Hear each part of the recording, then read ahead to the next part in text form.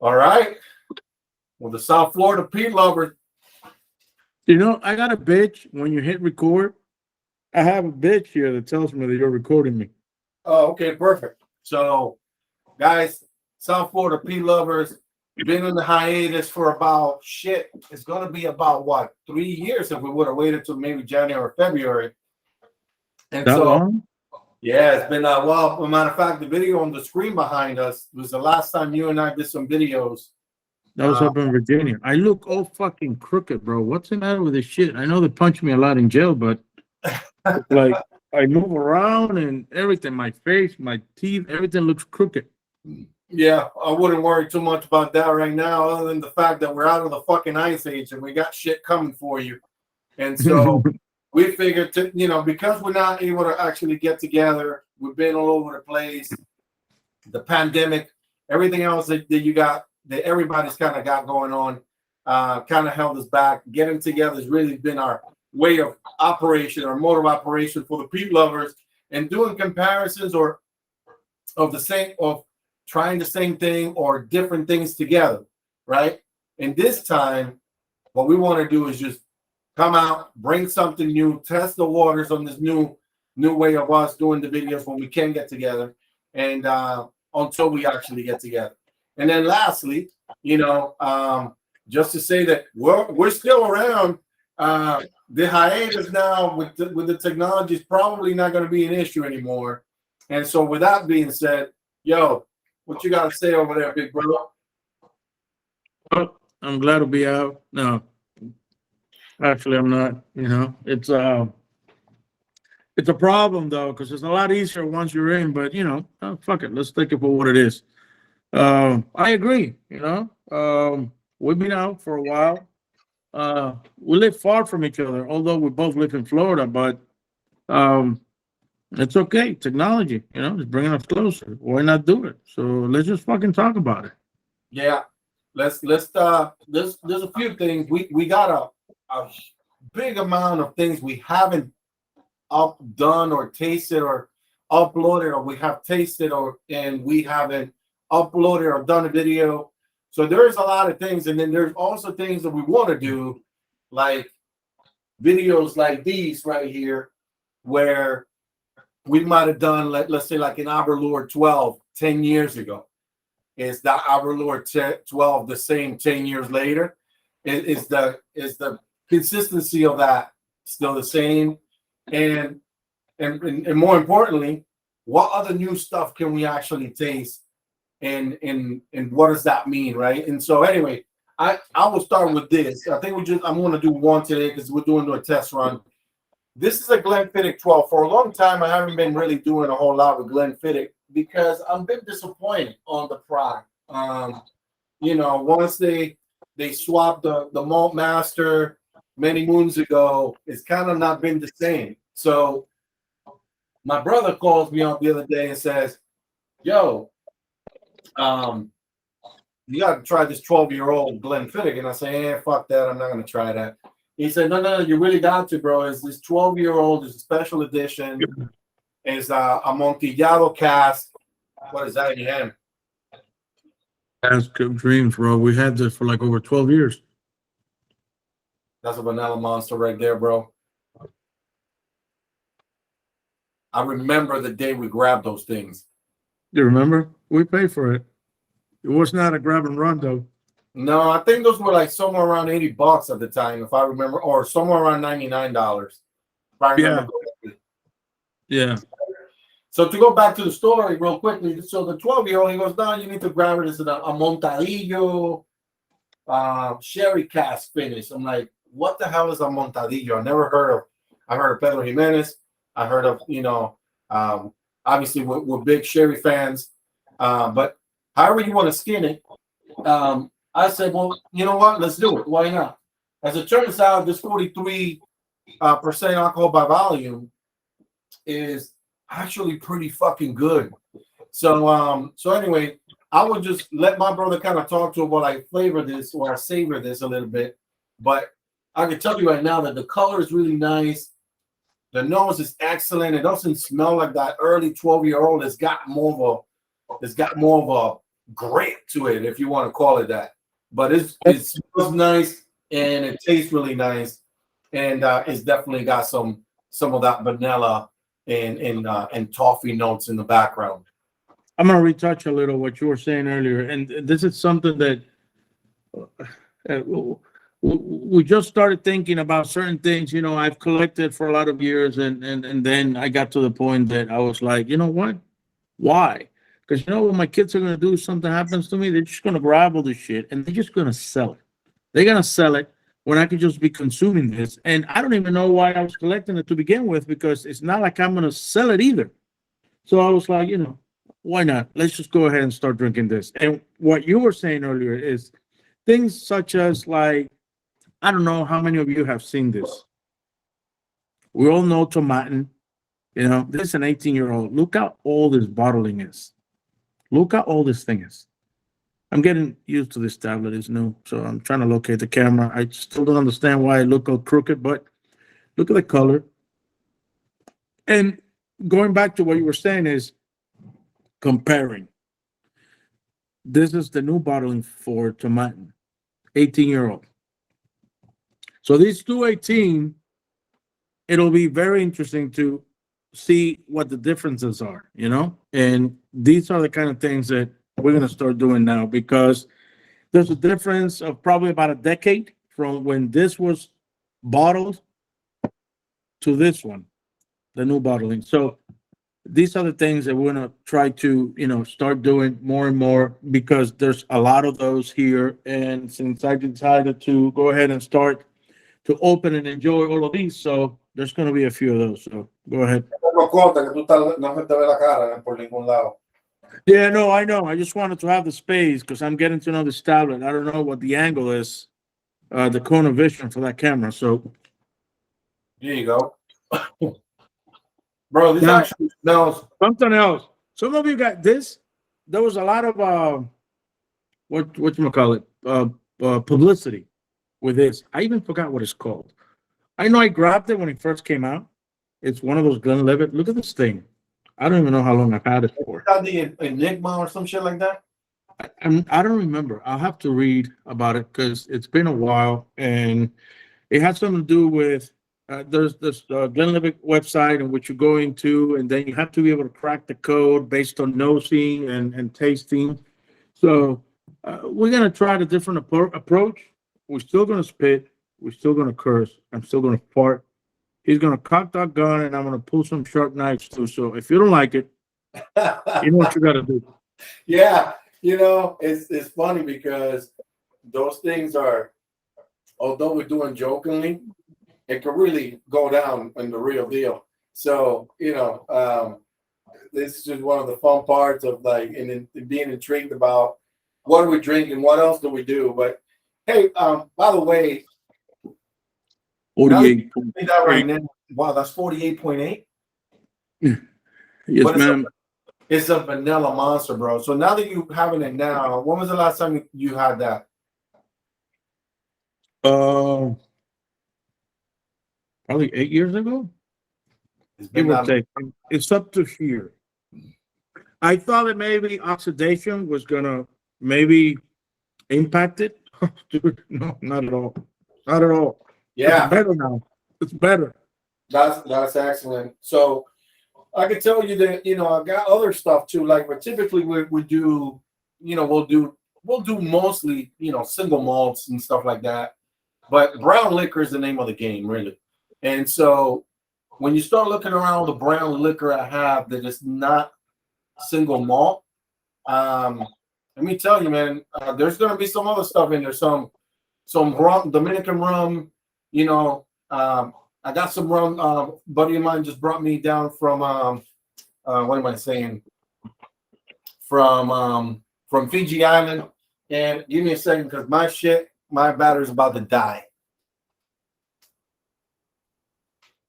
It's Dominican. Shit. Rum Barcelona. And so we got to make sure we're still running. Yo, have you had this? It's halfway. If you haven't, let me know so I can save you some. What's that? This is a 30-year-old Barcelona. No, I don't have that. And so, So you what haven't I tried do, this? I gotta save you some. yes, because I'll be down in Miami next month. But check this out, fellas and ladies. This rum, La Leyenda, which is 5 years old, is exquisite. For a 5-year-old, it's phenomenal. So there's a lot of stuff we got in the makings that we've been trying. And then I got some other stuff called the Strand, which is it's a Isn't that heavy shit from the lowlands or something? ball from Edinburgh. So anyway, all that to say that, you know what, we're coming back. There's no more waiting, right? We got some other surprises that we're working on. Hopefully, we're able to do a collaboration by the end of the year, fellas. Well, now that we have this IT situation, I mean, there's no need to wait anymore. We don't have to get together. Yeah, well, I'm out of the country starting next week, so you know, maybe a couple of weeks from now we'll be back with some other stuff. But being just the test run, being us, you know, coming out of the Ice Age, testing, you know, the actual platform and how this will actually and what other things we can do is something that's going to evolve right now. But you know, all of that to say that Whiskey Tubers, we're still hanging, we're still here, we're still going to bring the goods. South Florida P lovers, flash that shit. All right, this is another example of what we're gonna do. This is, I know a lot of people. Macallan has declined, in my opinion, with their quality. They have a lot of bullshit going on. Make sure this, make sure that, double cask, fuck that thing. We need sherry oak. And look when this thing was bottled. 94, dude. That's the year I graduated high school. Yeah, well, it'll be interesting to compare it with another 18 that was just released 2022, 2021, and see the differences. So these are the kind of things that we're going to do, because there's a lot of bottles here that they're really, really old, and we should be able to compare with the new stuff that's being pumped out of the distilleries. Because in my opinion, I think that maybe they're cutting a lot of corners. I try to break into the bourbon world. I went into Kentucky, Louisville, Kentucky, this January that just passed, and I started to visit distilleries and whatnot. At the end of the day, some of them, they are good. A lot of people like bourbon more than they do Scotch or any other whiskey for that matter. But going back to Scotch after drinking a little bit of bourbon and try to break into that world and understand it better, this is the number one stuff. You can't cut any corners. This is just the stuff, you know. So no question about it. No question about it. I think there's a place for bourbon. For me, single malt Scotch is the way to go. I do have some really good bourbons like Jefferson's Ocean Age. Those, you know, the Voyage 23 and 24, they're freaking superb. You know, we got other stuff that I brought down from Tennessee.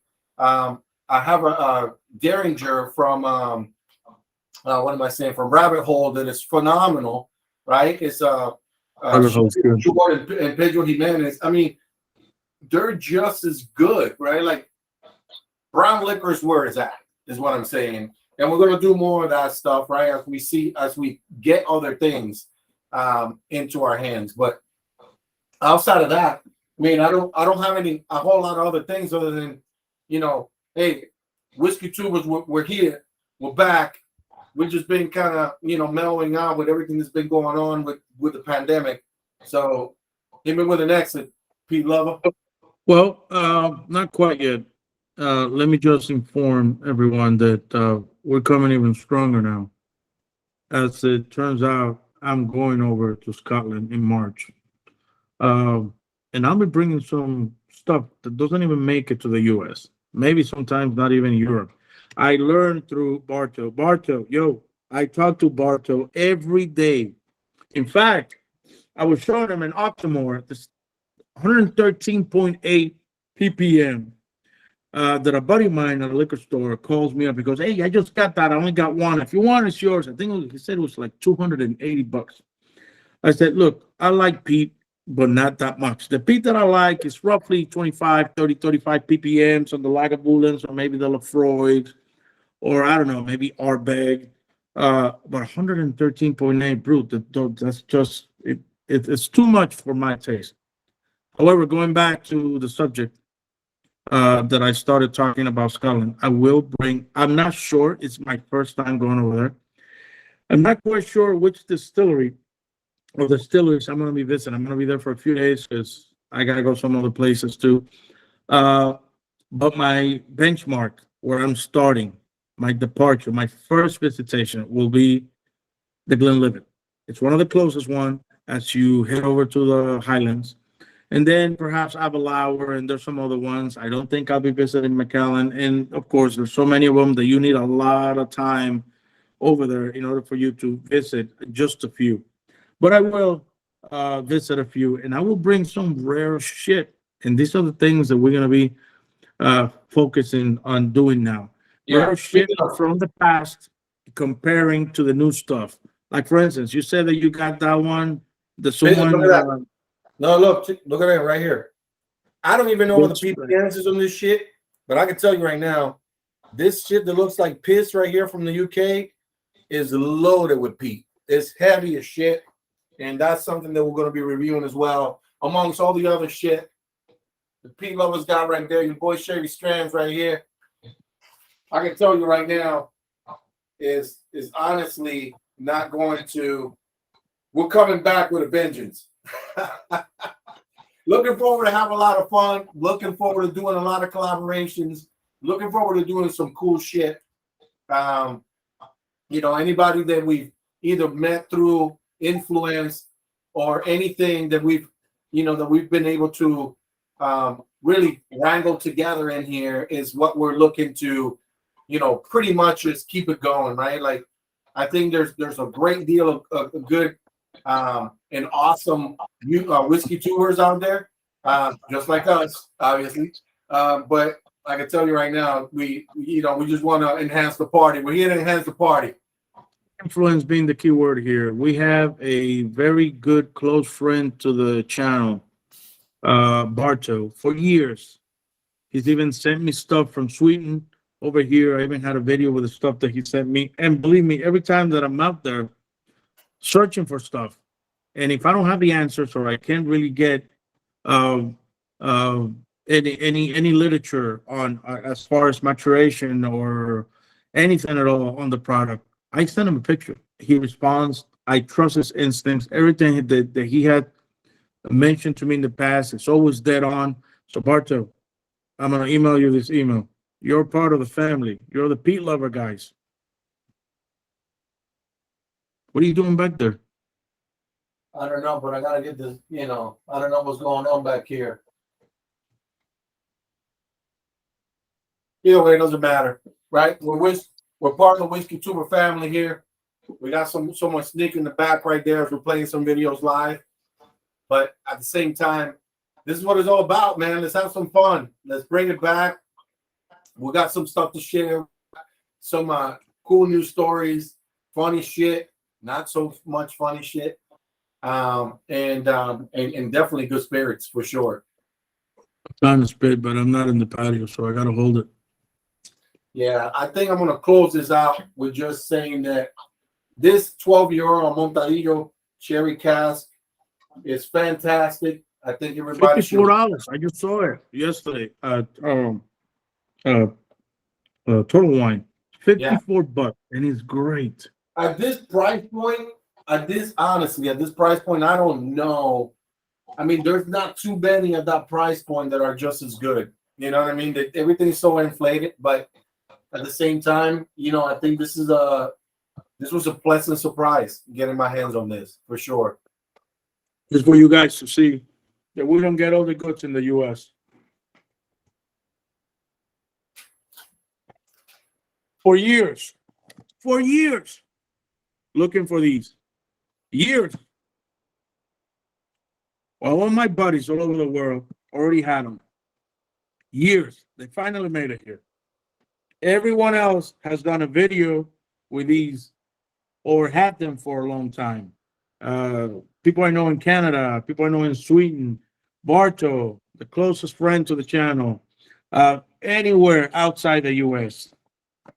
And these are amazing. Combination of Sherry, Oloroso, and Pedro Jimenez. We have at least, I could tell you right now, just looking down the floor, we have at least 90 to 100, maybe 100 to 105 bottles that we have to review. So put on your seatbelt. Yeah, it's going to be one of those, right? That content's not going to be an issue, right? The issue will be is, you know, The issue will be keeping you out of jail so we could do Oh. videos. that may be an issue. But outside of that, I think, you know what, that it's been not, I'm not going to even overstate it in a way. We You want me got, to save you a little? Well, I'll finish it now. no, I'll finish it. Because I mean, there's, I don't know how much you got there, but for me to ask you to wait, I'm Bro, gonna be there. You know It's that. down here. It's down here. Yeah, I'm gonna be there December 5th through the 9th. So we could probably do some live videos then and then just, you know, do what we do. But I'm gonna save it. I'm gonna save it for you. yeah, save it, because I think it'll be worth doing maybe like you know, like a memory lane. Let's look back at when we first started and So then good. lane little review. Well, our first video was this. Ugh. Oh yeah. And I have another bottle there, right? Wait right there.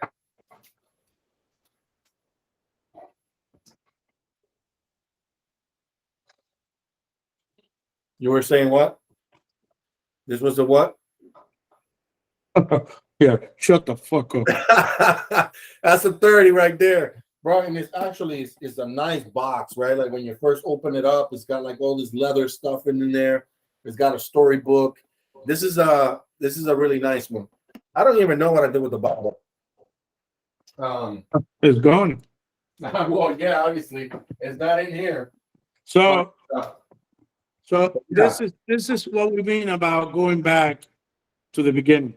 Now we're gonna crack this open. I've had this for probably about 13 years now, and we're gonna open it. And of course, we probably won't remember exactly what we tasted on the other one, and we have the batch number and all that. So we're gonna go back, and we're gonna try to see if we can remember. But it'll be, you know, interesting too. And I kept this bottle for some reason. I don't know. I really liked it. I've been a fan of Glenfiddich for a very long time. It was my very first single malt. So, you know, I don't know. Yeah, well, that's well, listen, I gotta run, but we're gonna do this probably more often, and I'm certain we're gonna do this a lot more often now. This is our first trial round of doing this, you know, virtually. We're obviously gonna learn. We're gonna get better at it, and so no question, be ready, because we're gonna be dropping some shit, and not every time it's gonna be the same thing, but we're gonna have different perspectives on different things. We're doing virtually. When we get together, we're actually do one bottle that we can both give you our own different perspectives of each one, and then even some comparisons of memory lanes or different things that we've done in the past, right? So to the South Florida P lovers, always bringing the goods. Yeah, brace for impact.